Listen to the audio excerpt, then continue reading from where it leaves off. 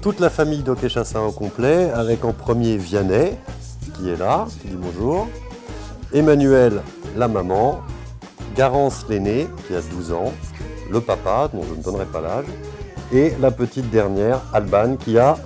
Quel âge tu as ? 4 ans. Vianney, qui vient d'avoir ses 9 ans là, au mois d'août, un petit garçon au départ complètement normal, plein de vie, qui marchait, qui était plein de vie et même très très actif.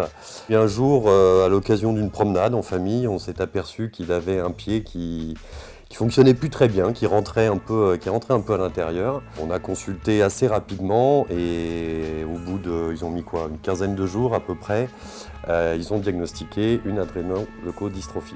C'est une maladie neurodégénérative, donc petit à petit il perd l'ensemble des fonctions cognitives. Donc il a commencé par avoir des difficultés à la marche, jusqu'à perdre complètement la marche, puis perdre la parole et perdre petit à petit toutes les autres fonctions. Quand on a eu le diagnostic de la maladie de Vianney, à l'époque il était suivi dans un hôpital, à l'hôpital Necker, et le professeur Deguer qui le suivait, et c'est elle qui nous a annoncé le diagnostic.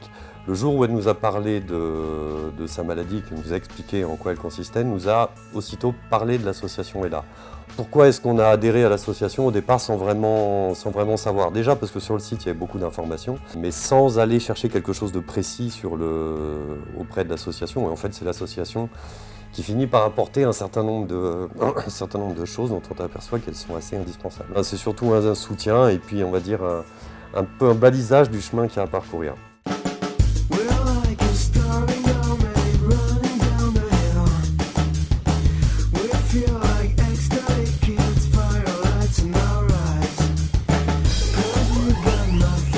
Premier week-end à Center Park, c'est assez étonnant déjà parce qu'il y a beaucoup de familles dès là.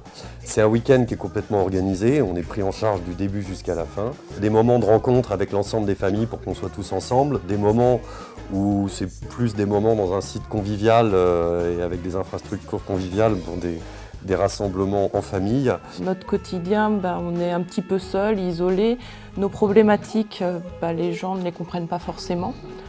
Ils voient que c'est assez complexe, mais de façon pratico-pratique au quotidien, ça ne leur parle pas. Alors que là, lorsqu'on retrouve les familles là, vraiment, on a tous le même quotidien, on vit tous la même chose et on se retrouve dans une banalité qui fait du bien aussi de se sentir comme tout le monde. Il y a Center Park, il y a l'environnement, il y a toutes les animations qui sont très bien organisées, mais il y a aussi se retrouver avec les familles là. Et ça, c'est essentiel, vraiment.